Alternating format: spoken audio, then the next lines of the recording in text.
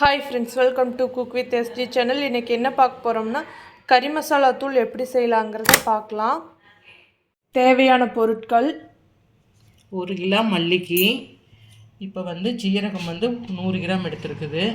அதே மாதிரி மிளகு 100 கிராமு, வரமிளகாய் நாங்கள் வேவிச்சுக்காய் போடுறதுனால ஒரு 300 கிராம் எடுத்துருக்குறேன்.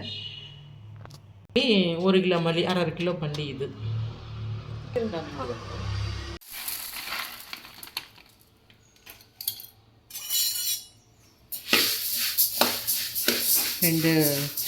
2 டைம் வறுத்து எடுத்துக்கணும். இங்கே 1/2 கிலோவாக போட்டு 2 டைம் வறுத்து எடுத்து பேப்பரில் ஒட்டி வச்சுக்கலாம்.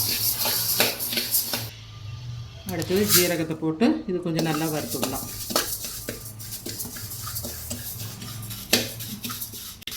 இந்த இது நம்ம ஆட்டி வைக்கிற குழம்புக்கு போட்டு வைக்கிற பொடி. இது அதாவது மீன் குழம்பு வச்சுக்கலாம், மட்டன் குழம்பு வச்சுக்கலாம், சிக்கன் குழம்பு, தக்காளி குழம்பு, இந்த மாதிரி ஆட்டி வைக்கிற குழம்புக்கு இது நம்மளுக்கு சௌரியமாக இருக்குது. இப்படி அரைச்சி வச்சிட்டோம்னா இதில் ஒவ்வொருத்தர்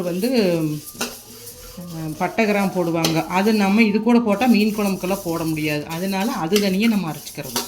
இப்போ இது தனியாக இது மல்லி, சீரகம், மிளகாய் போட்டு இது கறி மசாலா பொடி. இந்த அளவுக்கு நல்லா வறுத்தாச்சு.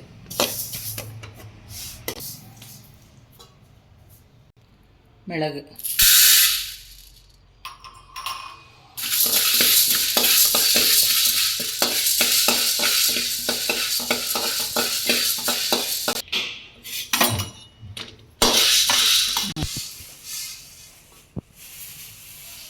நல்லா ஆற வைக்கலாம். அடுத்தது மிளகாய் வறுத்துக்கலாம். மிளகாய் வறுக்க போகிறோம். அதுக்கு காந்தல் அடிக்காமல் இருக்கிறதுக்கு சும்மா ஒரு பொட்டு விளக்கெண்ணெய்,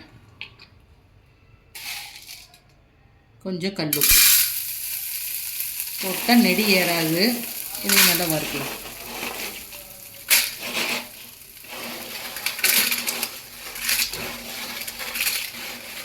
காரம் ஒவ்வொருத்தருக்கும் எவ்வளோ வேணுமோ அவ்வளோ போட்டுக்கலாம். இது மீடியம் காரம்.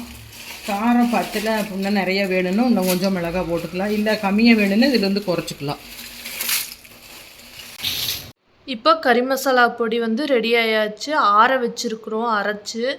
அடுத்து ஒரு பாத்திரத்தில் மாற்றி எடுத்து வச்சுக்கலாம். இந்த மாதிரி வீட்டில் ஒரு டைம் செஞ்சு யூஸ் பண்ணுங்கள். வீட்டில் செஞ்சு ஸ்டோரேஜ் பண்ணி வச்சிட்டிங்கன்னா தேவைங்கேல யூஸ் பண்ணிக்கலாம். Thank you friends.